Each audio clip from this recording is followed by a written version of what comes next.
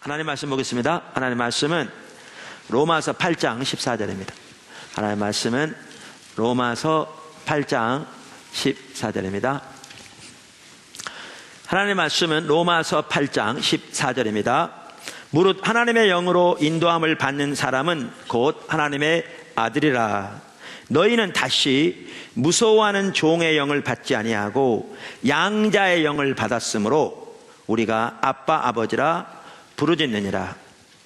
성령이 친히 우리의 영과 더불어 우리가 하나님의 자녀인 것을 증언하시나니 자녀이면 또한 상속자 곧 하나님의 상속자요 그리스도와 함께한 상속자니 우리가 그와 함께 영광을 받기 위하여 고난도 함께 받아야 할 것이니라. 아멘. 사실 우리가 지난 세 주에 걸쳐서 하나님이 어떻게 우리를 하나님의 아들 삼으셨는가라는 부분을 살펴보았습니다. 안타깝게도 지난 2부 예배 시간에는 진도 설교를 못 나누고 우리가 다른 부분을 살펴보았습니다만은 그래서 우리가 지난 특별히 2주간에 걸쳐서 갈라디아 3장 26절 그리고 오늘 읽은 본문 말씀들을 중심으로 해서 하나님이 우리를 아들 삼으신 것에 대해서 크게 5가지로 살펴보았습니다. 첫째는 그리스도 예수 안에서, 둘째는 믿음으로 말미암아, 셋째는 우리 모두를 하나님의 아들로 삼으셨다. 그러니까 여자도 아들이고요, 남자도 그리스도 신부입니다. 자, 그리고 넷째는 아들이어서 우리에게 양자영을 주셨다라는 것이고요. 우리 2부 예배식은 죄송하게 이 부분을 못 살펴봤어요. 근데 제가 나중에 유업을 살펴볼 때 보충하도록 하겠습니다. 5번째는 아들이기 때문에 우리가 하나님의 상속자다라는 부분을 살펴보았습니다. 사실 이 시리즈를 살펴보게 된 가장 주된 이유 중에 하나는요, 하나님의 아들인 우리에게 하나님이 주신 유업이 무엇인가를 살펴보기 위해서 그랬습니다. 그래서 이제 하나하나 하나님의 아들로서 우리에게 주신 하나님의 유업, 그 부분을 이제 살펴보려고 하는데요. 그 부분을 살펴보기에 앞서서 오늘과 다음 주에 걸쳐서 뭘 살펴보려고 하느냐 하면 하나님의 유업과 신앙의 본질의 관계를 살펴보려고 합니다. 왜냐하면요, 이 부분이 먼저 우리 삶 속에 선명히 보여지지 않으면 우리가 하나님의 유업을 전해도 그것이 하나의 그냥 공허한 교리로 들리고 흘려갈 수 있습니다. 그러니까 하나님의 유업은 하나님의 생명은 실제거든요. 우리 삶 속에 실질적으로 경험하는 것입니다. 그런데 우리가 신앙의 본질에 떠나면 이 유업이 거치죠. 근데 이런 상태에서 하나님의 유업을 아무리 살펴봐야 그것은 교리적인 하나의 교훈에 불과한 것으로서 우리에게 별 아무런 의미도 없는 것으로 지나갈 수 있어요. 그래서 그 부분을 구체적으로 살펴보기 앞서서 하나님의 유업과 신앙의 본질의 관계를 먼저 살펴보고자 합니다. 근데 제가 오늘 설교를 준비하면서 이 설교를 잘 준비했는데 페이지가 몇 페이지인 줄 아세요? 이 A4 용지를 해가지고 16페이지예요. 이거 설교하려면요, 컨퍼런스 때도 보아도 알지만 설교 시간만 2시간 반에서 3시간 잡아야 합니다. 그래서 제가 그렇게는 못하고요, 주일날 낮이라 이 부분을 둘로 나눠서 반씩 살펴보고자 합니다. 아멘. 말씀드린 대로 하나님의 유업은 실제적인 것입니다. 우리 삶에서 실질적으로 경험하는 것입니다. 그런데 이 하나님의 유업은 우리가 신앙의 본질 가운데 거할 때 우리 가운데 주어집니다. 우리가 신앙의 본질을 떠나면 우리가 신분적으로 하나님의 자녀가 되기를 중단하는 것은 아닙니다. 그러나 집을 나간 탕자처럼 하나님의 유업이 우리의 삶에서 경험되지 않습니다. 거칩니다. 예를 들면 탕자가 아버지 집을 떠났을 때 탕자가 아버지의 아들 되기를 중단한 것은 아니었습니다.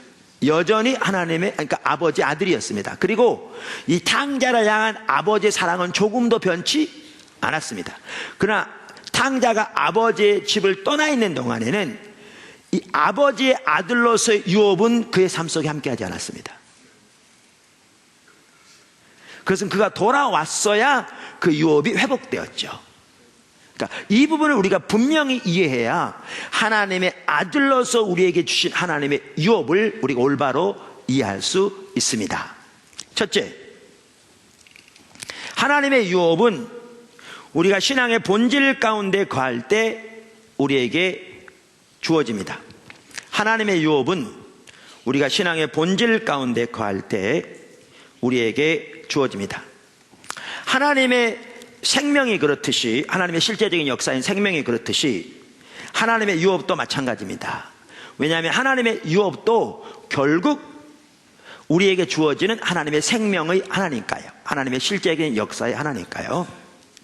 우리는 이 부분을 어디서 잘 볼 수 있느냐면요, 그 이스라엘에게 주신 하나님의 언약에서도 잘 볼 수 있습니다. 지난주 십자가 성령 컨퍼런스, 목회자 컨퍼런스 제가 이 부분을 다뤘었는데요. 정말 귀한 시간이었다고 저는 믿습니다. 그래서 여러분들이 더 전체적으로 알기 원하시면 아까 말씀드린 대로 테이프를, 인터넷을 들으시면 되겠고요.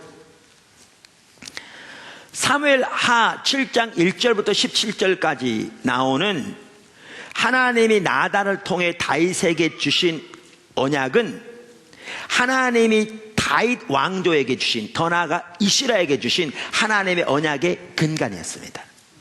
핵심이었습니다. 그 동일한 언약이 어디 나오냐면 역대상 17장 7절 이하에 나옵니다. 저는 지금은 역대상 17장을 읽을 겁니다. 참 이게 감사한 게요, 지난주에 이런 부분을 나눴는데 오후 시간에 특별 강사로 오신 분 중에 마지막 날, 그분은 제가 설교한 거 전혀 듣지 않았거든요. 그분이 오셔서, 그분이 유윤종 박사님인데 이분은 예일에서 목회학 석사를 하셨고요. 그 다음에 고든 코넬 대학에서 구약학으로 PhD를 하신 분이세요.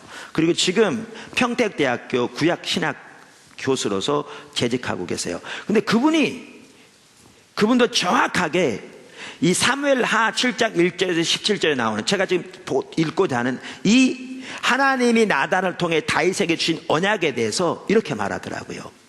이 언약은 다윗 왕조에 관한 신학적 헌장과 같다. 그러니까 언약의 근간의 핵심이라는 거죠. 그러면서 이 언약으로 인하여 다윗은 하나님의 아들이 되고 야훼는 다윗의 하나님이 된다. 이스라엘에게 적용되었던 아들이라는 용어는 다윗에게 적용된다. 그리하여 다윗의 언약은 이스라엘과 맺었던 시내산 언약의 구조에 놓이게 된다. 이따 보면 알겠지만요, 다윗에게 주신 이 언약은 하나님께서 다윗 왕국 이스라엘에게 주신 언약의 근간일 뿐만 아니라 바로 시내산에서 하나님께서 이스라엘 백성과 맺으신 언약의 연장선상에 있고요, 이 언약이 다윗에게 주신 언약을 통해 이제 더 온전해지는 거죠. 정확하게 연장선상에 있습니다. 이분도 정확하게 그 부분을 언급하고 있는 거죠. 그러면서 이렇게 말합니다. 야훼와 이스라엘에 맺었던 모세의 언약은 이제 야훼와 다윗의 언약으로 변경되면서 다윗 왕조는 이스라엘을 짊어지게 된다. 이스라엘의 운명은 다윗 왕조의 운명과 동일시된다. 이만큼 이 언약은, 지금 우리가 살펴보려고 하는 이 언약은 하나님이 다윗에게 주신, 더 나아가 다윗 왕조에게 주신 언약의 근간이요, 그래서 이 언약은 이스라엘에게 주신 언약의 근간입니다. 무슨 말 이해하시겠죠? 자, 그러면 그 언약을 역대상 아까 말씀드린 17장에 나오는 부분을 제가 읽어보겠습니다. 그 사무엘하 7장에 나오는데요, 동일한 내용이 역대상 17장 7절부터 나옵니다. 항상 그렇듯이 여러분들이 성경을 찾아서 같이 보시면 훨씬 좋을 겁니다. 왜냐하면 그냥 들어가지고는 이게 정확하게 잘 안 보일 수 있으니까요. 또한 내 종 다윗에게 이처럼 말하라.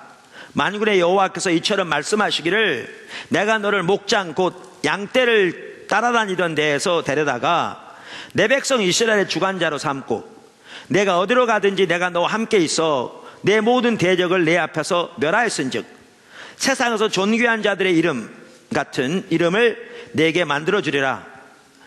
내가 또 내 백성 이스라엘을 위하여 한 곳을 정하여 그들을 심고 그들이 그곳에 거주하면서 다시는 옮겨가지 아니하게 하며 악한 사람들에게 전과 같이 그들을 해치지 못하게 하여 전에 내가 사사에게 명령하여 내 백성 이스라엘을 다스리던 때와 같이 아니하게 하고 또 내 모든 대적으로 내게 복종하게 하리라. 그러면 잘 들으십시오. 이제 왕조에 대한 언약이 나옵니다. 이게 이제 사무엘하 7장에 나온 부분이죠. 또 내게 이르노니 여호와가 너를 위하여 한 왕조를 세울지라. 내 생명의 연한이 차서 내가 조상들에게로 돌아가면 내가 내 뒤에 내 씨 곧 내 아들 중 하나를 세우고 그 나라를 견고하게 하리니 그는 나를 위하여 집을 건축할 것이요 나는 그의 왕위를 영원히 견고하게 하리라. 나는 그의 아버지가 되고 그는 나의 아들이 되리니 나의 인자를 그에게서 빼앗지 아니하기를 내가 내 전에 있던 자에게서 빼앗음과 같이 하지 아니할 것이며 내가 영원히 그를 내 집과 내 나라에 세우리니 그의 왕위가 영원히 견고하리라 하셨다 하라. 나단이 이 모든 말씀과 이 모든 계시대로 다윗에게 전하니라. 아멘. 이게 다윗의 왕조에게 주신 하나님의 언약의 근간이 핵심입니다.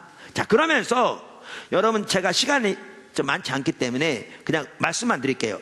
21절부터 보시면 24절까지 보시면 이 언약이 하나님께서 신의 산에서 세우신 언약의 연장선상이 있음을 명백하게 볼 수 있습니다. 그것이 이제 보완되는 것임을 같은 그 맥락에 있는 것임을 분명하게 보여줍니다. 그 아래 바로 아래줄에 보시면 자, 그런데 아까 보아도 아시듯이 이 언약 속에는 뭐가 포함되느냐 하면 예루살렘 성전이 세워지는 것이 같이 포함됩니다. 이 부분도 너무너무 중요한 부분인데요, 제가 여기서는 다룰 시간이 없습니다. 제가 이번에 컨퍼런스 기간 동안 일부 다뤘습니다. 그래서 이 언약만 하더라도 원래 다윗이 예루살렘 성전을 지으려고 계획을 했는데 하나님이 나단 선지자에게 나타나서 다윗은 피를 많이 흘린 사람이라 그로 이것을 짓게 하지 말게 하고 그 아들 솔로몬을 통해서 내가 이것을 짓게 하리라 그러면서 주신 언약이 아까 말씀드린 그 언약이거든요. 그래서 성전 건축과도 밀접하게 관련이 됩니다. 근데 제가 살펴보자 하는 것은 뭐냐면 이겁니다. 하나님께서 이스라엘에게 대해서 이 언약의 핵심 근간을 주시면서 이 언약만 하더라도 거기에 보면 하나님의 백성이 반드시 신앙의 본질 가운데 거해야 이 언약이 이루어질 것이 반복적으로 강조되어 있습니다. 이 부분을 보기 원하는 겁니다. 이 부분을, 이 언약이. 왜냐하면 신약인 우리들에게도 이것은 매우 중요합니다. 왜냐하면 이 언약의 연장선상에서 하나님이 새 언약을 주시고 유대인과 이방인을 합하여 한 새 백성, 새 이스라엘 만드신 그 신약의 교회이기 때문에 이 언약은 단순히 구약 이스라엘에게뿐만 아니라 우리에게도 시사하는 바가 매우 큽니다.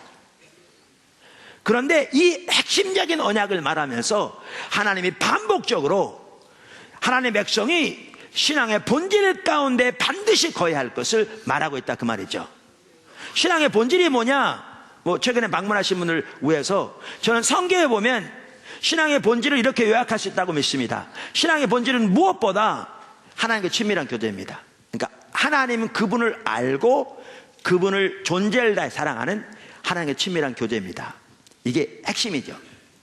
그래서 요한일서 1장 3절에도 우리의 신앙을 한마디로 뭐라고 표현하고 있다고요? 사귐, 영어로 펠로우십. 가장 먼저 누구와의 사귐? 하나님 그리고 예수님과의 사귐. 이게 우리 신앙입니다. 펠로우십. 그 다음에 우리 신앙의 본질은 이렇게 하나님과 친밀한 교제 가운데서 하나님의 행하심을 보고 우리 온 사람으로 동참하는, 여기 하나님의 목소리를 청종하는 사람도 포함되죠. 그 다음에 우리 신앙의 본질은 하나님의 길을 따라 사는 사람이 같이 가죠. 이게 신앙의 본질입니다. 그러니까 이 삶을 살 것을 살아야 이 언약이 이루어질 것을 말해주고 있다고요. 아멘. 자, 이제 하나씩 보시겠습니다. 가장 먼저 어디를 보시냐면요, 역대상 28장을 보십니다.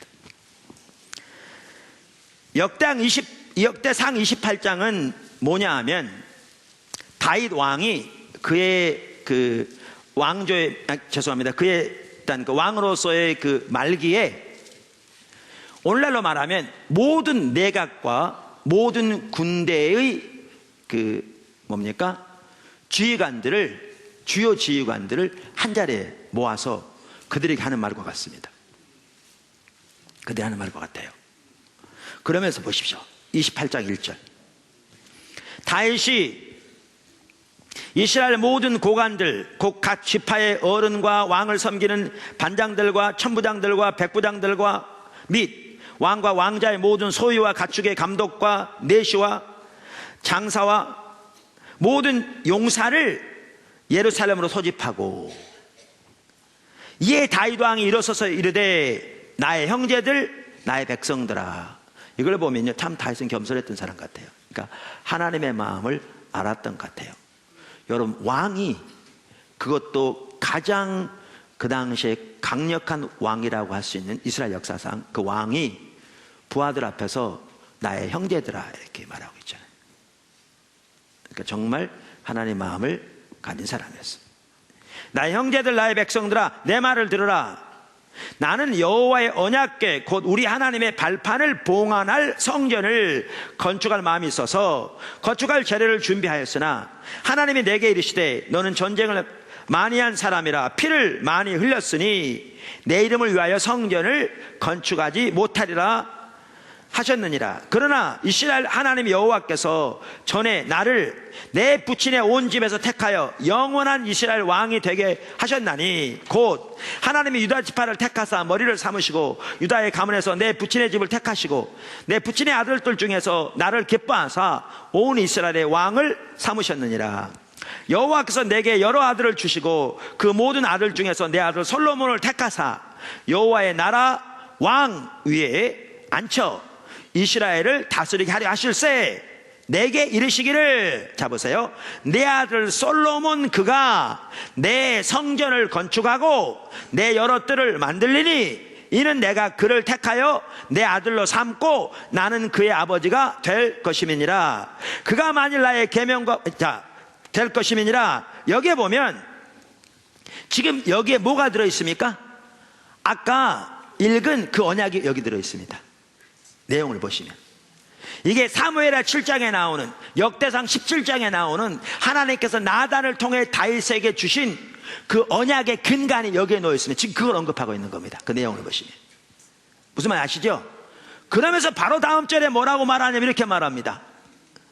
바로 다음 절에 그가 만일 나의 계명과 법도를 힘써 준행하기를, 그러니까 이 말은 그가 누구예요? 솔로몬. 가장 먼저는 하나님 지금 하신 말씀이잖아요. 그가 만일 나의 계명과 법도를 힘써 준행하기를 오늘과 같이 하면 내가 그의 나라를 영원히 견고하게 하리라 하셨느니라. 이제 너희는 온 이스라엘 곧 여호와의 회중이 보는 데서와 우리 하나님이 들으시는 데에서 너희 하나님 여호와의 모든 계명을 구하여 지키기를 하라. 그리하면 너희가 이 아름다운 땅을 누리고 너희 후손에게 끼쳐 영원한 기업이 되게 하리라. 무슨 말인지 보이세요? 지금 여기에 근간이 뭐냐 하면 하나님이 다윗에게 주신 그 언약의 근간을 언급하면서 뭐를 말하냐면 신앙의 본질 가운데 행하라는 거예요. 그래야 이 언약이 이루어질 거라는 거죠. 맞습니까? 맞습니다. 자, 이렇게 전체적으로 리더들에게 말하고 난 다음에 바로 그 다음 절부터 보면요, 이제 다윗이 솔로몬에게 개인적으로 당부하는 말이 나옵니다. 개인적으로. 바로 다음 절에 뭐라고 나와요? 9절에 내 아들 솔로몬아, 너는 내 아버지의 하나님을 알고, 여기 보세요. 신앙의 본질 핵심이 뭐라고요? 하나님을 아는 것. 그러면서 솔로몬아, 너는 내 아버지, 그러니까 아버지 다윗의 하나님을 알고 온전한 마음, wholeheartedly, 마음을 다하여 기쁜 뜻으로 그분을 섬길지어다. 그 말이죠. 여호와께서는 모든 마음을 감찰하사 모든 의도를 아시나니 내가 만일 그를 찾으면 만날 것이요, 만일 내가 그를 버리면 그가 너를 영원히 버리시리라. 여기도 보시면요, 영적 법칙의 핵심이 나오잖아요. 내가 하나님을 찾으면 하나님이 너를 만나 주실 것이요, 다른 말로 하면 내가 하나님과 함께하면, 이게 신앙의 본질을 가리킨다. 여러 번 살펴봤죠, 과거에. 하나님이 너와 함께 하실 것이지만 내가 하나님을 버리면 하나님도 너를 버리시리라. 그러면서 솔로몬에게 개인적으로 간곡하게 당부하기를, 반드시 우리가 그렇게 표현하듯이 신앙의 본질 가운데 행하라, 이렇게 말하고 있어요. 연약을 말하면서. 맞죠? 자, 이제 성경을 보시면요, 이렇게 해서 다윗이 솔로몬에게 당부했고, 이제 역대하를 쭉 읽다 보면 솔로몬이 성전을 이제 완성합니다. 그래서 솔로몬이 성전을 완성해서 이 하나님께 솔로몬 성전을 봉헌하는 게 어디 나오냐면 역대 6장에 나옵니다. 근데 그 역대 6장에서 솔로몬 왕이 하나님께 예루살렘 성전을 봉헌하면서 하는 기도를 보더라도 아까 말씀드린 그 이스라엘 왕조, 다윗 왕조의 근간에 되어지는 그 언약이 거기 나와 있습니다. 하나님이 내 아버지 다윗에게 맹세한 대로, 약속한 대로 오늘 그 약속이 이루어졌습니다. 그러면서 그 약속을 이루시옵소서, 이렇게 나옵니다. 그러면서 이제 솔로몬이 거기서 봉헌하면서 계속적으로 하나님께 기도하는데, 그 기도하는 내용을 보면 솔로몬이 이 하나님의 언약이 그들의 삶 속에 이루어지기 위해서 그들과 이스라엘 백성들이 신앙의 본질 가운데 반드시 거해야 할 것을 분명히 이해하고 있는 걸 볼 수 있습니다. 솔로몬이 어디에 볼 수 있느냐? 거기 역대하 6장 16절에 보면 알 수 있습니다. 역대하 6장 16절, 거기 보시죠.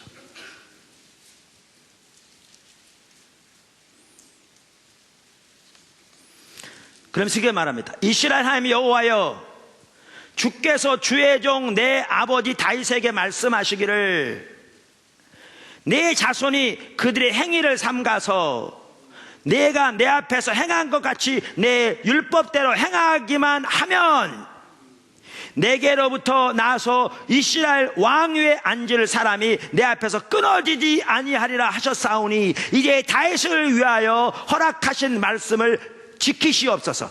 여기 보세요. 여기 보면 지금 여기에 뭐가 바탕에 놓여 있습니까?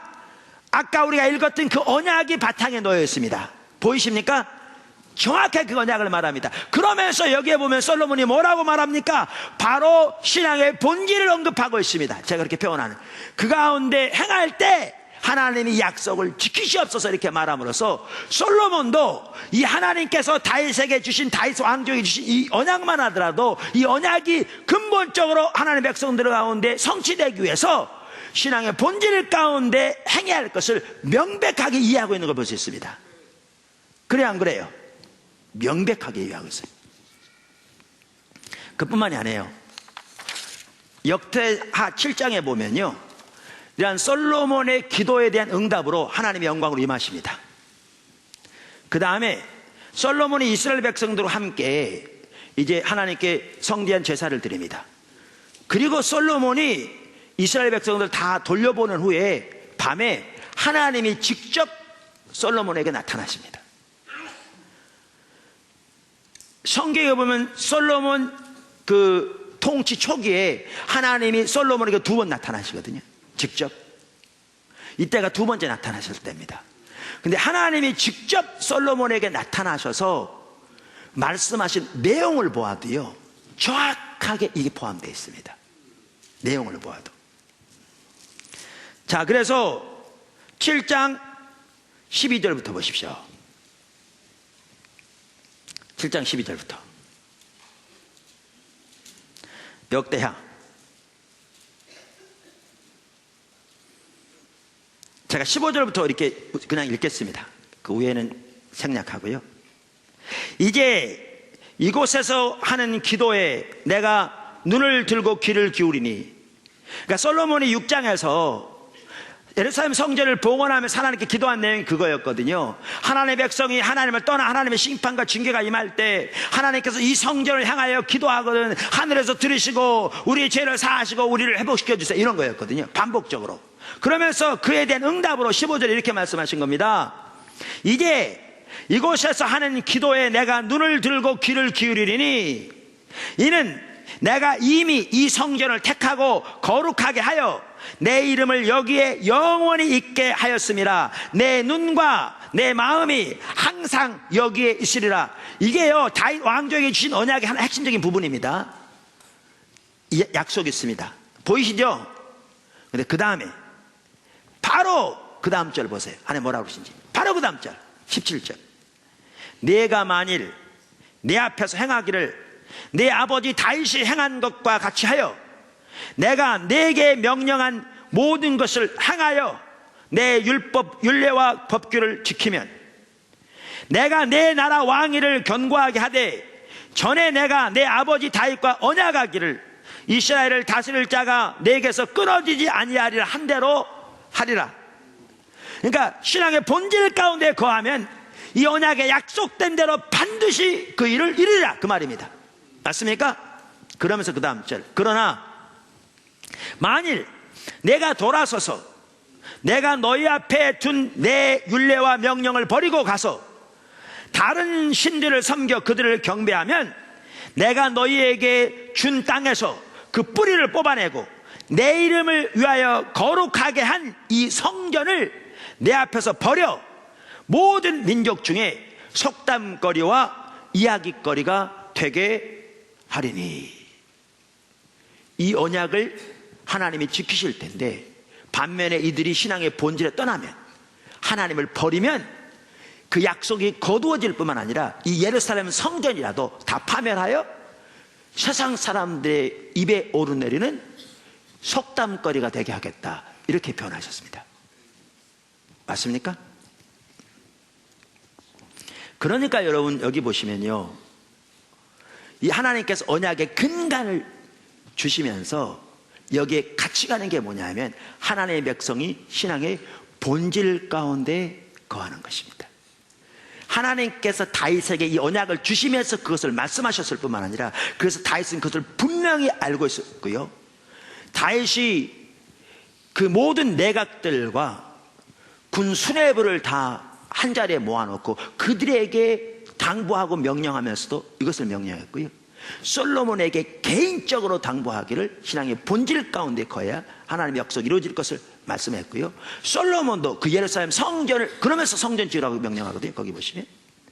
그러면서 솔로몬도 성전을 완성하고 하나님께 봉헌하며 사는 기도 중에 이 언약을 바로 언급하면서 그 언약을 토대로 하나님께 나아가면서 신앙의 본질 가운데 거할 때 이 언약이 이루어질 거라고 말하고 있고요, 이제는 하나님이 직접 임하셔서 솔로몬에게 말씀하신 내용 중에도 그 언약을 다시 말씀하시면서 그들이 신앙의 본질 가운데 거할 때 이 언약이 그들에게 이루어질 것이고, 반대로 그들이 하나님을 버리면, 다시 말하면 신앙의 본질에 떠나면 그 언약이 거두어질 것을 말씀하셨습니다. 무슨 말인지 보이시나요? 성경에 나오는 모든 하나님의 그 언약이 그렇듯이, 약속이 그렇듯이, 이스라엘에게 주신 가장 중추적인 이 언약만 하더라도요, 하나님의 백성의 신앙의 본질 가운데 거할 때 그 약속이 성취됩니다. 그 유업이 주어진다고요. 그 유업이. 두 번째, 신앙의 본질을 떠나면 하나님의 유업이 거두어집니다. 신앙의 본질에서 떠나면 하나님의 유업이 거두어집니다. 우리가 여러 차례 살펴보았는데요, 하나님의 관점에 의하면 신앙의 본질에서 떠난 것이 하나님을 버린 것입니다. 그러니까 하나님은 그분을 알고, 이 말은 하나님에 관한 교리적인 지식을 말하는 게 아니고요, 인격체신 살아계신 하나님과의 개인적인 친밀한 교제를 말합니다. 하나님을 알고 그분을 존재를 다해 사랑하는 하나님과 친밀한 교제에서 떠나면 인간은 예외 없이 그 삶은 하나님의 법을 버리게 되어 있습니다. 앞에서 소리 박박 지르는 저나 다소곳이 앉아서 설교 듣는 여러분이나 인간은 한 사람도 예외 없이 우리가 하나님과 친밀한 교제에서 떠나면 우리의 삶은 하나님의 법을 버리게 되어 있습니다. 그렇기 때문에 하나님은 신앙의 본질에서 떠난 것을 하나님을 버린 것이라고 말합니다. 그러니까 신앙의 본질에서 떠나 있으면서도 하나님께는 많은 의식을 드릴 수 있습니다. 그 대표적인 예가 이사야 시대입니다. 이사야 시대 1장 10절부터 보시면 너무나 놀라운 사실이 그들이 성경대로 예배를 드렸던 걸 볼 수 있어요.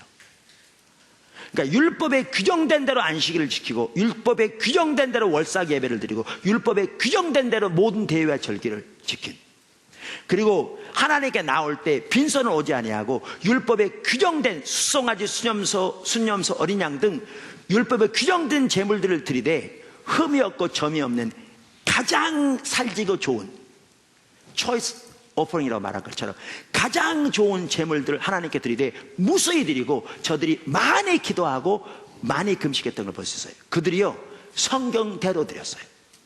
그리고 정말 정성을 다해 드렸고요, 그 많은 헌신과 예배가 있었어요. 근데 성경에 보면 하나님 전혀 안 받으세요. 그리고 뭐라고 그러시냐면 이사야서 1장 4절에 패역한 백성이라고 말하면서 너희가 여호와를 버리며 만으로 여겨 멀리하고 물러갔도다. 다시 말하면 너희가 여호와를 버리며 멸시하고 떠나갔다 그 말이죠. 그렇게 많은 예배를 드리는 건데 왜요? 하나님의 관점에서는 신앙의 본질에 떠난 것이 하나님을 버린 것입니다. 왜냐하면 신앙의 본질, 하나님과 친밀한 교제에 떠나면 삶은 하나님의 법을 버리게 되어 있습니다. 인간은 예외가 없습니다. 근데 보십시오, 이렇게 성경 여러 곳, 아까 솔로몬에도 말씀하신 내용이 나오듯이 우리 하나님을 버리면 하나님도 우리를 버리신다고 성경에 여러 곳에 나와 있습니다. 하나님 그분이 생명인데 우리가 하나님 버리면 하나님도 우리를 버리시기 때문에 우리의 삶 속에서 하나님의 생명이 거두어집니다. 다시 말하면 하나님의 유업이 거두어집니다. 다시 말하면 하나님의 약속이 거두어집니다. 거두어집니다.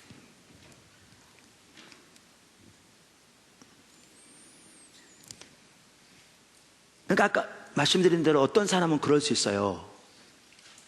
그러면 우리가 하나님의 백성이 되는 것을 중단한다는 말이냐? 아니라니까요. 아까 설명드린 대로 우리가 하나님을 버린 상태에 있으면서도 하나님의 아들, 하나님의 백성인 신분에는 변화가 없을 수 있어요. 그대로 하나님 백성이에요. 그대로 하나님의 아들이에요. 문제는 하나님의 아들로서의 유업은 삶 속에 나타나지 않는 거죠. 그건 거두어지는 거죠. 당자를 생각하시면 돼요. 당자를. 자, 그러면 이제 그 부분 하나씩 볼 텐데요. 가장 먼저 잘 볼 수 있는 게 뭐냐면 예레미야 시대입니다. 예레미야 시대. 우선 예레미야 시대에는 그 당시에 그들이 하나님을 버린 상태에 있었습니다. 버린 상태에 있었습니다. 성경 예레미야 2장 13절에 이렇게 말하죠. 예레미야 13절. 내 백성이 두 가지 악을 행하였나니 곧 생수의 근원되는 나를 버린 것과, 그러니까 생수의 근원되는 하나님, 생명의 근원되는 하나님, 생명의 본체이신 하나님, 비슷한 말입니다. 하나님을 버린 것과 스스로 웅덩이를 판 것인데 그것은 물을 가두지 못할 터진 웅덩이니라. 여러분, 우리가 과거에 여러 번 살펴보았지만요, 예레미야 시대에는 종교적인 헌신이 부족했던 것이 아닙니다. 예배가 없었던 게 아닙니다. 예레미야 6장 20절을 보면 알 수 있듯이 그들은 그 당시에 시바와 먼 곳까지 가서 향품을 사다가 하나님께 번제를 드렸습니다. 시바는 오늘날 에티오피아인데요, 여러분, 예루살렘에서 에티오피아를 가려면 우리나라에서 필리핀 가는 거리입니다. 그 당시 비행기도 차도 없는 시대에 그 먼 곳까지 가서 그것도 가장 최상품의 향품을 사다가 하나님께 번제를 드렸습니다. 그만큼 종교적인 헌신이 뛰어났습니다. 예레미야 7장에 보면 안식일에는 하나님이 친히 자기 이름을 두시고 자기 눈이 거기에 머물겠다고 맹세하신 예루살렘 성전에서 성대한 예배를 드렸습니다. 그리고 그들은 많은 희생과 제물을 드렸습니다. 그런데 그들에게 주님이 뭐라고 그러시느냐? 너희가 나를 버렸다는 것입니다. 성경은 거듭거듭 하나님을 버렸다는 것은 의식이 아무리 많을지 몰라도 그 삶이 신앙의 본질에서 떠난 것을 말합니다. 그래서 하나님과 친밀한 교제에서 떠나면 우리의 삶은 하나님의 법을 버리게 되어 있습니다. 이걸 두고 말씀하시는 겁니다. 자, 이렇게 하나님을 버린 상태에 있었습니다. 그들은. 그래서 그들 가운데 하나님의 생명이 걷혀 있었습니다. 심판의 코앞에까지 닥쳐와서 나라가 멸망할 직전에 있었습니다. 하나님이 반복적으로 그것을 선지자를 통해서 경고하고 계셨습니다. 실제로 여러분이 잘 아시다시피 예레미야 시대의 나라가 완전히 멸망했습니다. 바로 그 직전이었습니다. 그때입니다. 근데 그때의 그 당시 종교 지도자들이 그들에게 외쳤던 메시지를 두고 하나님은 그들이 거짓을 전했다고 말합니다. 거짓을. 자, 예레미야 6장 13절을 보십시오. 이는 그들이 가장 작은 자로부터 큰 자까지 다 탐욕을 부리며 선지자로부터 제사장까지 다 거짓을 행함이라. 그러니까 선지자건 제사장이건 작은 자부터 큰 자까지 마음속에 탐심이 가득하며 거짓을 행했다는 거예요. 그럼 그 거짓을 뭘 두고 말하느냐? 14절. 그들이 내 백성의 상처를 가볍게 여기면서 말하기를 평강하다 평강하다나 평강이 없도다. 그러니까 평강이 없는데 평강이 있다고 해서 거짓이라는 겁니다. 여러분, 뭘 두고 말씀하시나 아십니까? 자, 보세요. 여기에 평강은 히브리어 샬롬입니다. 이번에 참 너무나 감사한 게요, 이번에 학자들이 와서 이렇게 강의하는 중에 우리가 나눈 내용을 그대로 신학적으로 뒷받침해 준 게 한두 가지가 아니었어요.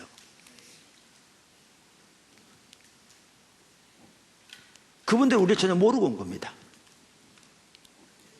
한 분은 여기 와서 이렇게 나누기 전에 설교 제 거 2편 들었다고 그러더라고요. 왜냐하면 거기 어떤 데인지 알아보기 위해서. 그런데 그분들은 자기들이 준비해온 것을 가지고 와서 전했는데 정확하게 신학적으로 뒷받침되어지는 여러 번 있었습니다. 여러분 직접 들어보시면 알죠. 홈페이지 다 올라가 있습니다. 근데 보세요. 평강만 하더라도 단순한 마음의 평안한 상태를 말하는 게 아니라 하나님의 우리의 삶의 모든 영역에 통치하심으로 우리의 삶 속에 하나님의 생명이 넘친 걸 말한다고요. 하나님의 실제적인 살아계신 역사가, 그 생명이, 그래서 생명, 평강, 복 다 같이 가는 거죠. 평강이 넘치는 걸 말해요.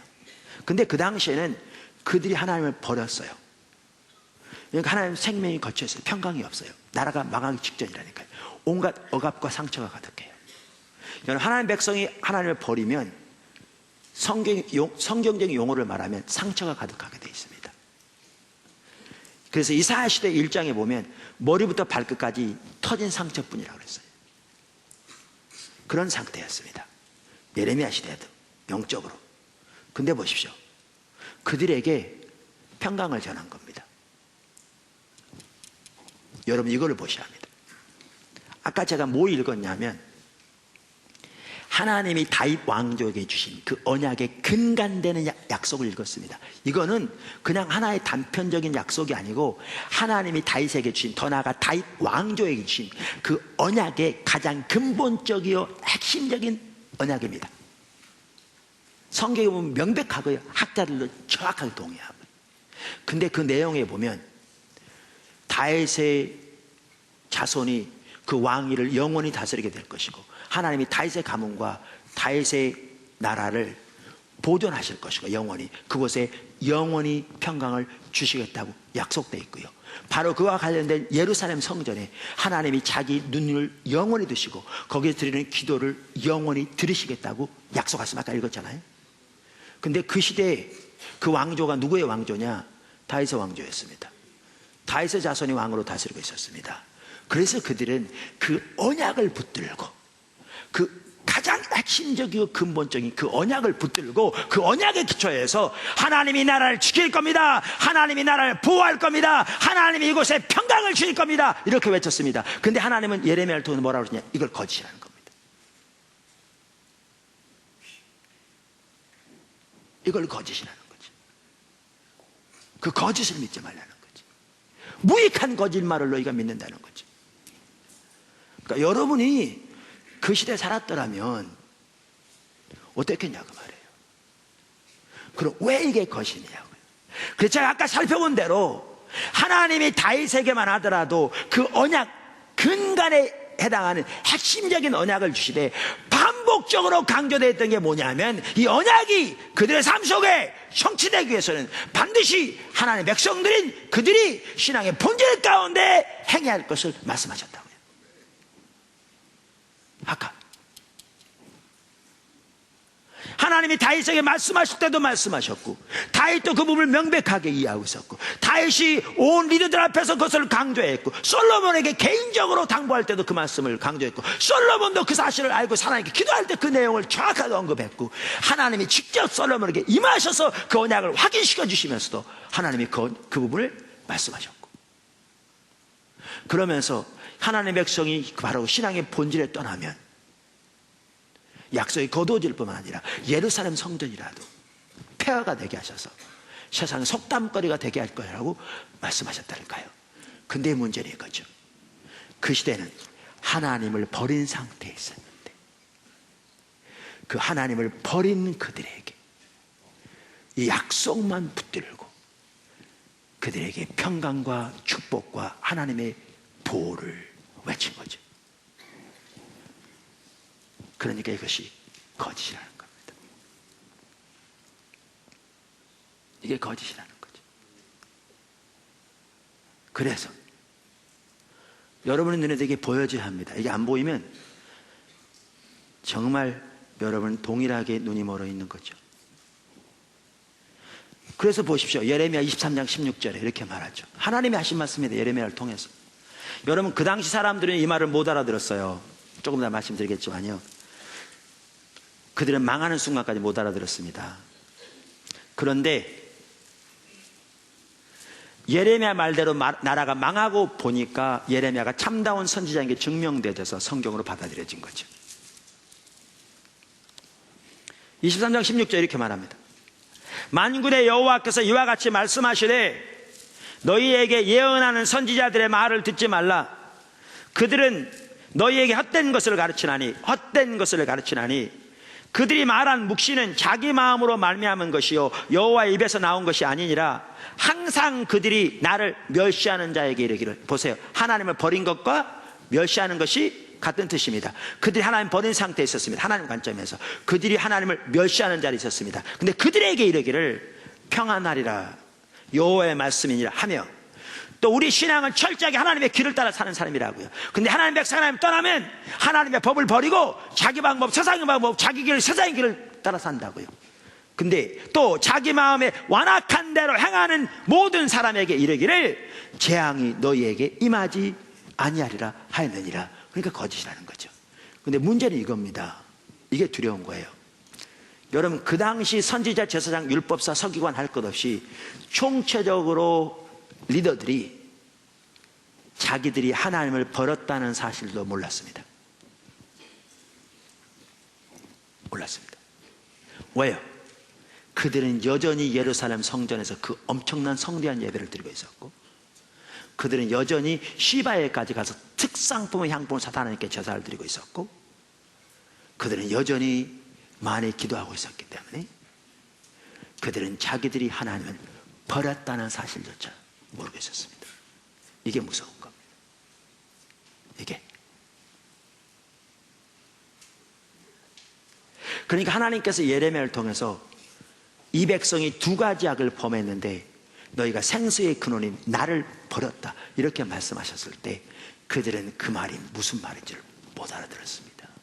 이사야 시대도 그랬습니다. 그 엄청난 제사와 희생을 드리고 있는데 하나님이 그들에게 너희가 여호와를 버리며 마늘이하고 멀리 물러갔다 이렇게 말했을 때 그들은 그 말을 못 알아들었습니다. 왜? 하나님을 버린다는 말이 무슨 뜻인지를 몰랐기 때문에요. 이게 무서운 겁니다. 그러니까 여러분 여기 예레미야 7장 4절에 이렇게 말하고 있죠. 예레미야 7장 4절. 너희는 이것이 여호와의 성전이라 여호와의 성전이라 여호와의 성전이라 하는 거짓말을 믿지 말라. 7장 8절. 보라 너희가 무익한 거짓말을 의뢰하는도다. 이 말이 무슨 말이에요? 여호와의 성전이라 여호와의 성전이라 여호와의 성전이라 세 번 나오잖아요. 제가 가지고 있는 NIV 스터디 바이블이라고 그 영어 미국에서 나온 존 언더만에서 나온 그 책을 보면 주석들인데 간단하게 거기 이렇게 써 있더라고요. Vain repetitious babbling. 그러니까 헛된 반복적인 중언부언이라. 무슨 말인지 아세요? 하나님의 관점에서는 그들이 하나님 버렸습니다. 그러니까 하나님 생명이 걷혀 있어요. 상처가 가득해요. 억압이 가득해요. 나라가 망하기 직전이라니까 지금 심판이 다가오고 있어요. 이 상황이에요. 하나님의 관점에서는. 그런데 이들은 자기들이 하나님을 버렸다는 사실도 모르고 있어요. 그러면서 여기 여호와의 성전이라 여호와의 성전이라 여호와의 성전에 이 말만 봐도 뭘 할 수 있냐면 그들이 이 다윗의 왕조에게 주신 언약의 하나 핵심적인 부분이 뭐와 관련된다고요? 예루살렘 성전과 관련된 거라고요. 그러면서 하나님이 아까 뭐라고 약속하셨죠? 하나님의 눈이 그곳에 머물고 하나님의 마음이 항상 거기에 있으며 그곳에서 귀를 기울이고 저들이 그곳을 향해 드린 기도를 혹은 그곳에 드린 기도를 들으시겠다고 약속하셨어요. 문제는 뭐냐면 아까 우리가 읽었듯이 이 약속이 신앙의 본질 가운데 거할 때 이루어질 거라고 되어 있는데 하나님과 함께 할 때 이루어질 거라고 되어 있는데 이들은 자신들이 하나님을 버린 상태에 있으면서 요 약속만 붙잡고 하나님이 이렇게 우리 다윗 왕에게 약속하셔서 우리 민족에게 이 언약을 주셨는 바 그리고 하나님께서 이 예루살렘 성전을 세우시고 이렇게 약속하셨는 바 우리가 오늘도 이 예루살렘 성전에 나와 하나님께 이 성대한 예배를 드리고 하나님께 우리가 이렇게 기도했으니 하나님이 우리의 기도를 들으시고 이 나라를 지켜줄 것입니다. 이렇게 전한 겁니다. 이렇게. 무슨 말이 보이세요? 그걸 또 하나님 뭐라고 그러냐면 너희가 무익한 거짓말을 신뢰하는구나. 벌써 대부분 아는데 어떤 분들은 그 말 무슨 말인지 잘 모르는 것 같아요. 이게 왜 무익한 거짓말인지 보이세요? 하나님의 그 모든 약속은 하나님이 주신 너무나 귀하고 소중한 언약의 근간이라 할지라도 하나님의 백성이 신앙의 본질 가운데 거할 때 성취되게 되어 있다니까요. 하나님이 반복적으로 주신 약속 중에 저들이 신앙의 본질에 떠나면 그 약속이 거두어질 뿐만 아니라 그 예루살렘 성전이라도 하나님이 폐허가 되게 하사 온 이방 중에서 우스갯소리가 되게 하실 거라고 분명히 말씀하셨다니까요. 근데 이들은 그 당시 영적으로 하나님을 버린 상태에 있었다니까요. 문제는 자기들이 하나님 버렸다는 사실도 알지 못한 채 삶으로는 하나님을 버려 세상의 방법 자기 방법을 따르면서 살아가면서 좋은 하나님의 약속만 붙들고 하나님이 지키실 것과 기도를 응답하실 것과 그 나라를 도우실 것과 평강을 주실 것을 외쳐대고 있으니 그것이 하나님께서는 너무나 정확한 거짓이었다는 거예요.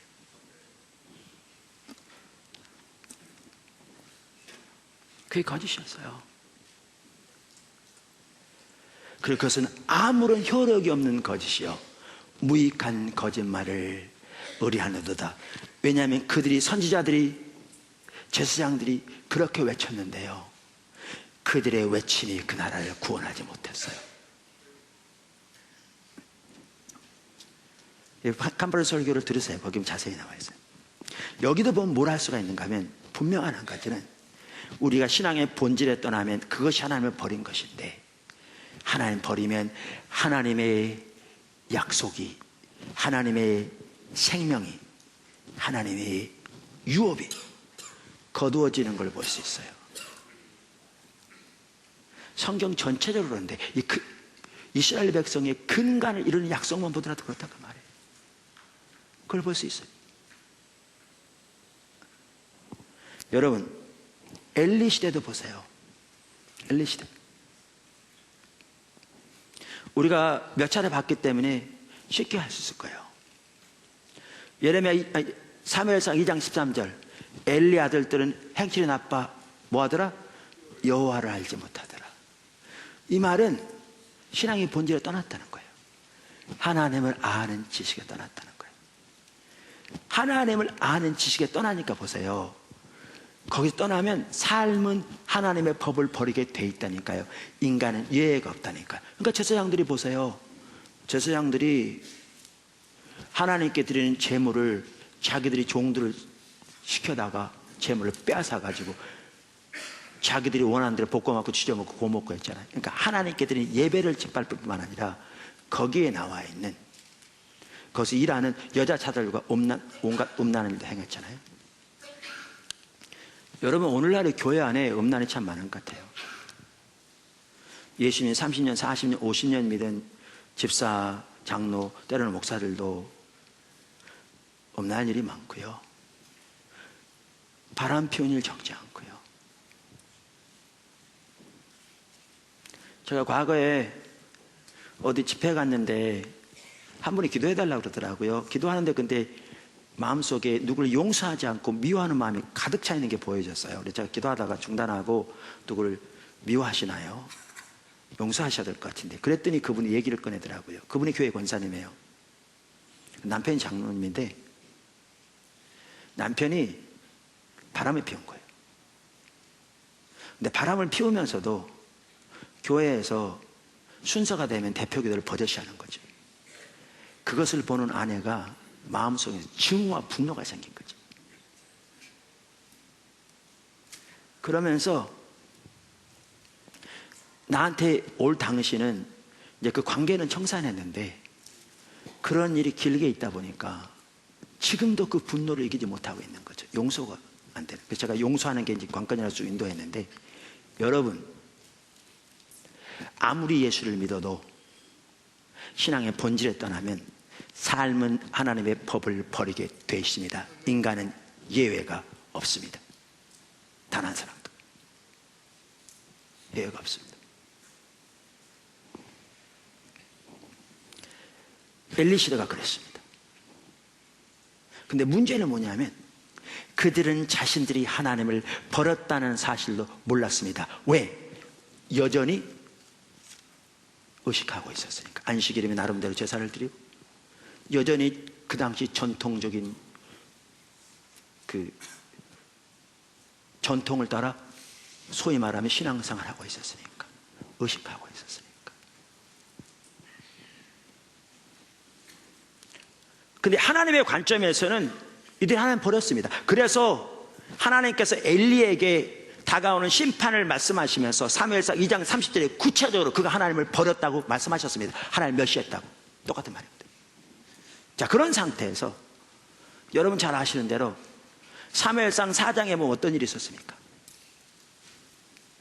사무엘상 4장에 보면 블레셋과 이스라엘이 전쟁을 했는데 이스라엘이 졌습니다. 보시죠. 사무엘상 4장 1절 중반절부터 읽습니다. 4장 1절. 이스라엘에 나가서 블레셋 사람들과 싸우려고 에베네셀 곁에 진치고 블레셋 사람들은 아벡에 진쳤더니 블레셋 사람들이 이스라엘에 대하여 전열을 벌이니라. 그 둘이 싸우다가 이스라엘이 블레셋 사람들 앞에서 패하여, 누가 패하여? 이스라엘이 블레셋 사람들 앞에 패하여 그들에게 전쟁에서 죽임을 당한 군사가 4,000명 가량이라.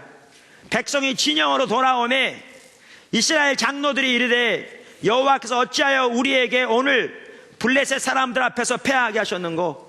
여호와의 언약궤를 실로에서 우리에게로 가져다가 우리 중에 있게 하여 그것으로 우리를 우리 원수들의 손에서 구원하게 하자 하니.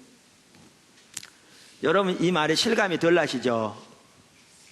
제가 한 구절 더 읽겠습니다. 그게 어디냐면 신명기 20장입니다. 신명기 20장에 보면요, 율법책인데요, 하나님의 율법책에 이스라엘 백성들이 적군과 싸우려고 전쟁을 나갈 때 이렇게 하라고 써 있습니다. 제가 읽어볼게요. 20장 1절부터 4절. 여러분 하실 때 다 찾으면 훨씬 좋겠습니다. 내가 나가서 적군과 싸우려 할 때에 말과 병거와 백성이 너보다 많음을 볼지라도 그들을 두려워하지 말라. 애굽 땅에서 너를 인도하여 내신 네 하나님 여호와께서 너와 함께 하시느니라. 너희가 싸울 곳에 가까이 가면 제사장은 백성에게 나아가서 고하여 그들에게 말하여 이르기를 이스라엘아 들으라. 너희가 오늘 너희 대적과 싸우려고 나왔으니 마음에 겁내지 말며 두려워하지 말며 떨지 말며 그들로 말미암아 놀라지 말라. 너희 하나님 여호와는 너희와 함께 행하시며 너희를 위하여 너희 적군과 싸우시고 구원하실 것이라 할 것이며. 무슨 말 이해되세요? 여러분, 그날 이스라엘 백성들이 블레셋과 싸우러 나갈 때 제사장들이 이 말 전했을까요? 안 전했을까요? 이건 율법에 기록된 하나님의 말씀입니다. 애굽에서 그 놀라운 기적과 표적을 통해서 건져내신 여호와께서 그들을 위해 싸우실 것이니 저들을 두려워하지 말라고 말씀하셨습니다. 근데 이겼습니까? 졌습니까? 대패해서 4,000명 죽었습니다. 그러니까 이들의 입장에서는 이해를 못하는 겁니다.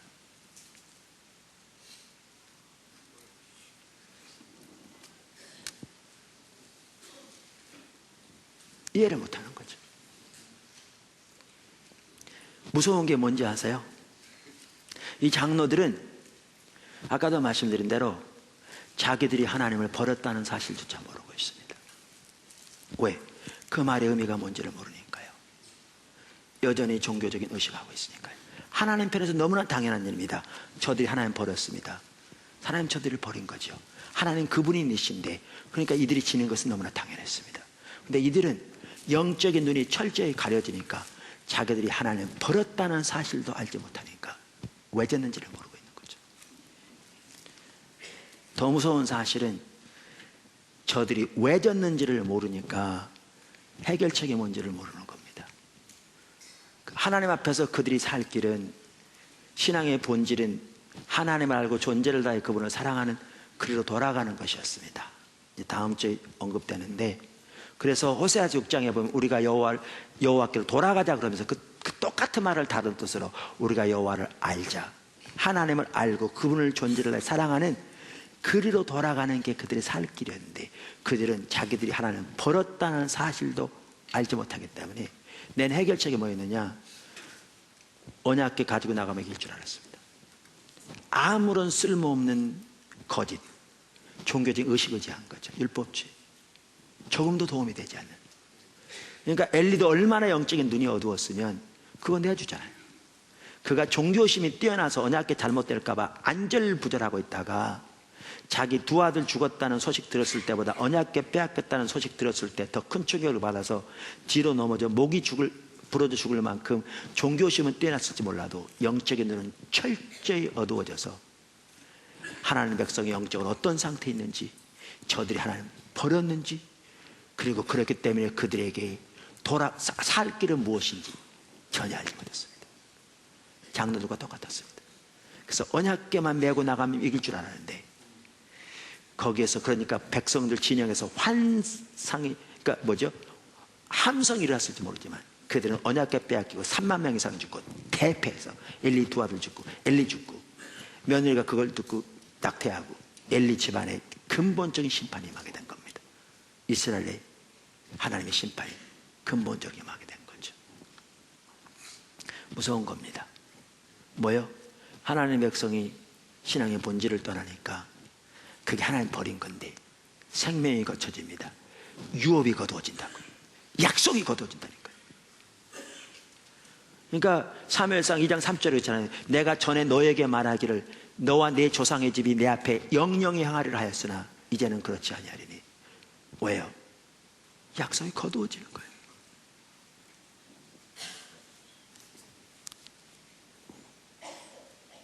여러분, 이 부분을 우리는요 말라기 시대에도 잘 볼 수 있어요.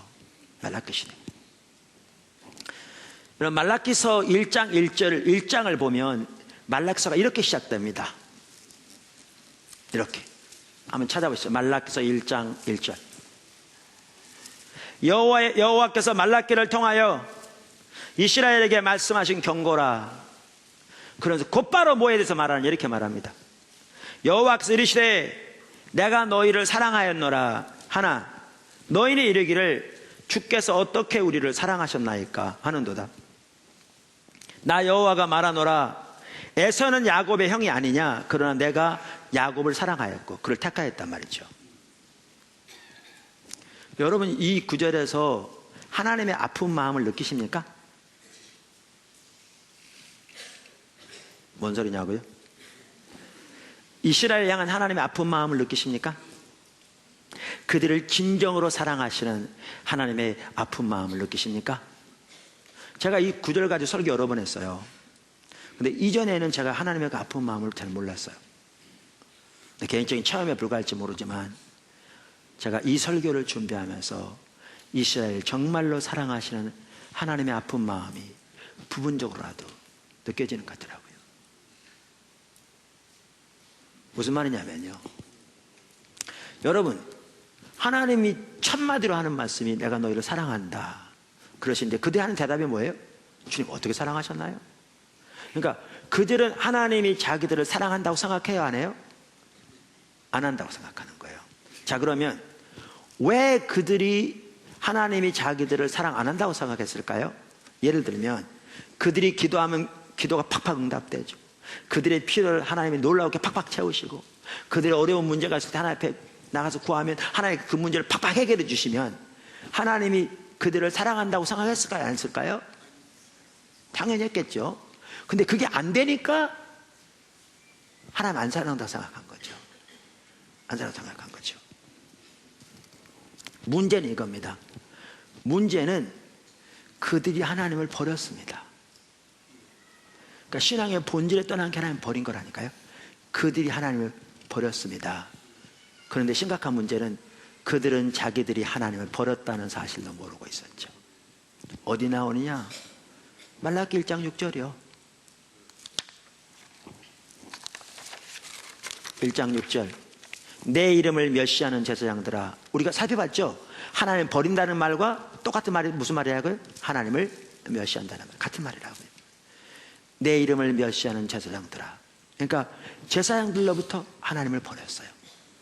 나 만군의 여호와가 너희에게 이르기를 아들은 그 아버지를, 종은 그 주인을 공경하나니 내가 아버지일진데 나를 공경함이 어디 있느냐? 내가 주인일진데 나를 두려워함이 어디 있느냐 하나 너희는 이르기를 우리가 어떻게 주의 이름을 멸시하였나이까 하는도다. 그들이 하나님을 버렸는데요, 자기들이 하나님을 버렸다는 사실도 모르고 있습니다. 여기 보십시오. 우리의 신앙, 신앙 핵심 하나님과 관계입니다. 우리의 신앙, 우리의 예배, 우리의 삶은 절대로 나눠지지 않습니다. 이 세 개는 불가능합니다. 나눠지는 게. 그러니까 우리가 하나님과 올바른 관계에서 떠나면 우리의 삶은 어떻게 하게 되어 있다고요? 반드시 하나님을 버리게 되어 있다고요. 우리가 하나님과의 올바른 관계로 돌아가기 위해서는 뭐가 있어야 돼? 우리의 삶이 악한 길, 자기중심적인 삶을 버리고 하나님 중심적 삶을 돌이키는 게 같이 가야 돼요. 그래서 회개의 핵심 중에 하나가 그 악한 길에서 떠나면이에요. 이게 절대로 나눠지지 않아요. 같이 가요. 근데 보십시오. 이거와 같이 가는 게 뭐예요? 예배. 자, 그럼 이렇습니다. 하나님과 친밀한 관계에 떠나 삶은 하나님을 버린 상태에 있는데 아무리 성경적으로 옳은 예배를 성대하게 정말 많은 희생을 치러 드린다고 해도 하나님 예배를 받으세요? 안 받으세요? 안 받으세요. 이걸 모르면 여러분이 예배를 뭔지 몰라요. 안 받으세요. 그러니까 아까도 말했는데 이사야 시대는 그들이, 그러니까 이사야 호세아 같은 시대거든요. 이 땅에는 인해도 진실로 하나님 아는 지식도 없다. 이 백성이 하나님을 아는 지식이 없어 망한다. 하나님과의 관계에 떠나니까 삶은 하나님의 법을 버렸다니까요. 그리고 그 상태에서 성경대로 드리는데도 그 예배가 하나님 앞에서 아무런 애 없는 하나님이 증오하시는, 그래서 바리새인들의 예배를 주님이 견뎌하지 못하셔서 채찍을 들고 들어가 다 쫓아내신 겁니다. 그러니까 이 말라기 시대만 하더라도요, 그들이 하나님을 멸시한 자리 있으니까 이제 성경 보시면 그들의 삶은 하나님의 법을 철저히 버리는 게 반복적으로 나옵니다. 그러면서 그런 예배를 하나님 받으시겠어요? 안 받으시죠. 그래서 하나님 예배에 대해서 뭐라고 하는 줄 아세요? 10절에 이렇게 말했어요. 1장 10절 말라기서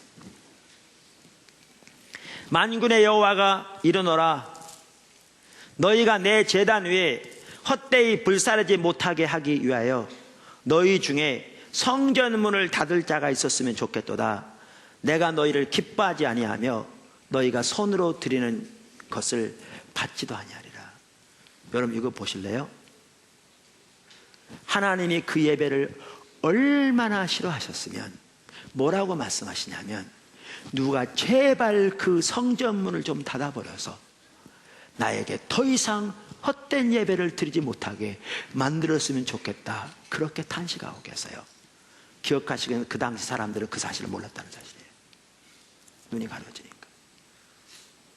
여러분 이사야 시대는 신앙의 본질에서 떠나 있었는데 의식은 그처럼 성대했지만 그렇게 말씀하셨는데 이들은 의식마저 사라져가고 있었어요. 사실 이런 부분을 보아야 오늘날 이 시대가 보입니다. 우리들의 모습이 보인다고요. 정말 심각한 우리 기독교인들의 모습이 보인다고요. 이런 상태에서, 자 그러면 이렇게 하나님 버리고 이렇게 예배가 타락해서 하나님의 은혜가 저들에게 함께 했겠어요? 하나님 버리면 하나님도 버리신다고 그랬는데 생명이 저들에게 함께 하겠어요? 안 하죠. 그것을 가장 볼 수 있는 한 구절이 뭐냐면 바로 그 윗절입니다. 1장 9절 뭐라고 그랬어요? 이렇게 돼 있어요. 만군의 여호와가 말하노라, 너희는 나 하나님께 은혜를 구하면서 우리를 불쌍히 여기소서 하여 보라. 너희가 이같이 행하였으니 내가 너희 중 하나인들 받겠느냐. 그들이 기도에 응답 되어졌어요? 안 되어졌어요? 안 되어졌어요. 응답 안 되는 게 너무나 당연해요. 왜요? 그들이 하나님을 버렸기 때문에요. 그것뿐만이 아니에요. 여러분 2장 13절을 보세요. 2장 13절 적나라하게 표현되어 있어요. 너희가 이런 일도 행하나니 곧 눈물과 울음과 탄식으로 여호와의 제단을 가리게 하는도다. 그러므로 여호와께서 다시는 너희의 봉헌물을 돌아보지도 아니하시며 그것을 너희의 손에서 기꺼이 받지도 아니하시거늘 너희는 이르기를 어찌 됨이니까 하는도다. 이게 무슨 말인지 아세요? 이게 무서운 거라니까요. 그 당시에 제사장들과 이스라엘 백성들은요, 잘 들으세요, 자기들이 하나님을 버렸다는 사실도 모르고 있어요. 왜? 그 말의 의미가 무엇인지를 모르니까요. 그리고 그들의 예배가 그토록 타락한 예배라는 사실도 모르고 있어요. 전통적으로 내려온 대로 의식은 나름대로 하고 있으니까요. 문제는 하나님의 관점에서는 철저히 하나님을 버려 예배가 그렇게 타락했기 때문에 하나님의 생명이 거친 거죠. 하나님께서 하나님 떠나면 찾아오는 게 뭐예요? 상처뿐이라니까요. 그러니까 이들이 이런 거예요. 영적인 억압, 죄의 억압, 상처. 여러분 오늘날 막 가정들이 무너지고 난리잖아요. 이런 상처들이 많으니까 이들이 뭐 했냐면, 여기 보시면 하냐면 하나님께 제물 싸들고 들어가서 성전에 들으면서 얼만큼 부르짖어 기도했느냐면 눈물과 울음과 탄식으로 인하여 성전이 가려서 보이지 않을 만큼 하나님께 도와달라고 기도했어요. 근데 들었어요, 안 들었어요? 하나님 안 들으셨어요. 그러니까 그들은 그 책임을 누구한테 돌리고 있어요? 하나님께. 하나님이 사랑하시면 이런 일이 있겠냐 그 말이죠.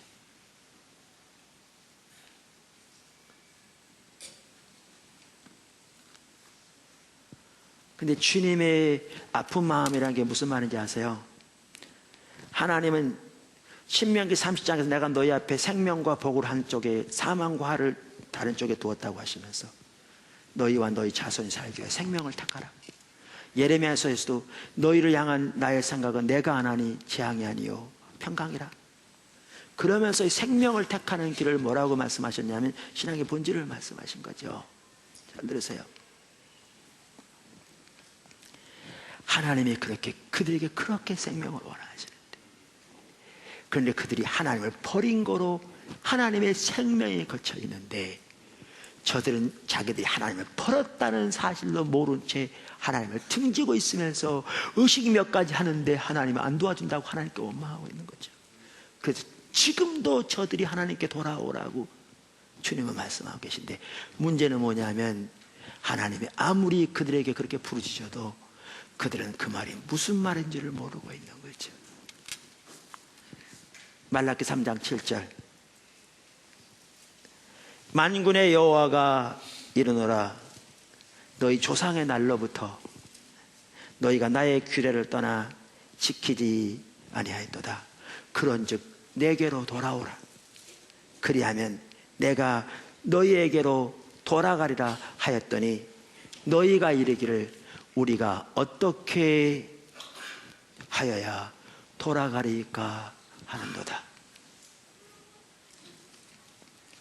자기들이 하나님을 떠났다는 사실도 모르고 있기 때문에요, 돌아가야 할 필요성이 있는지조차도 모를 뿐만 아니라 하나님께 떠난, 하나님을 버린다는 말의 의미가 무엇인지, 하나님께 돌아간다는 말의 의미가 무엇인지를 모르기 때문에 어떻게 돌아갈지조차는 모르고 있는 거죠.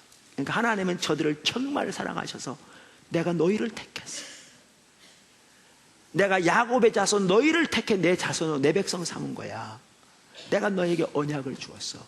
너희 향한 내 생각은 생명이야. 이렇게 말씀하고 있는데도 저들은 자기들이 하나님을 버렸기 때문에 하나님의 생명이 거쳐 있는데 그 사실도 깨닫지도 못한 채 그 모든 책임을 하나님께만 전가하면서 하나님이 사랑하지 않는다고 원망하고 있는 거죠. 그것을 보시는 그들을 택한 하나님의 사랑이 하나님의 마음이 그만큼 아픈 거죠. 내가 너희를 사랑한다 하였으나 너희는 말하기를 주님이 언제 우리를 사랑하셨나요? 하는도다. 보십시오. 하나님의 자녀인 우리들에게 주신 유업도 마찬가지예요.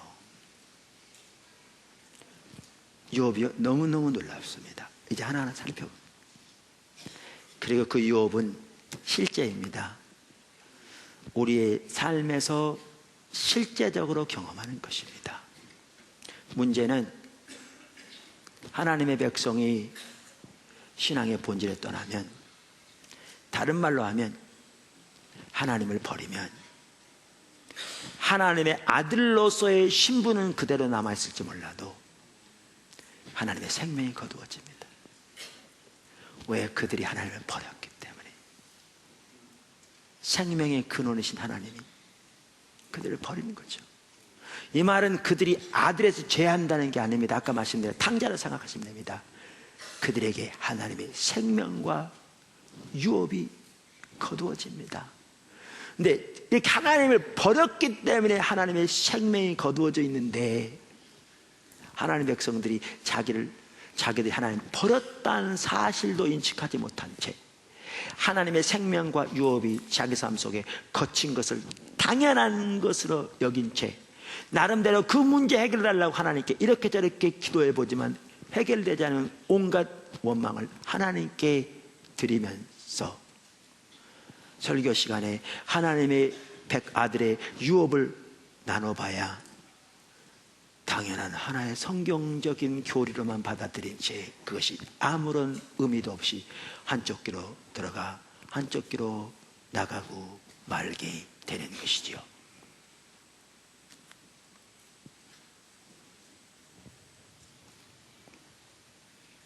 그래서 제가 이걸 먼저 살펴보는 겁니다. 그래야 그 말의 의미를 아니까요.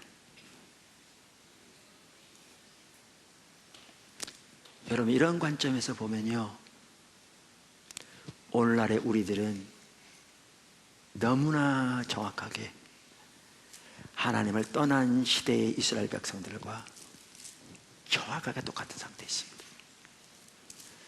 그런데 우리도 그들처럼 철저하게 영적인 눈이 멀어서 우리가 하나님을 떠났다는 사실조차 모르고 있습니다. 어떻게 돌아가는 것을 말할 것도 없거려. 그게 이 시대입니다.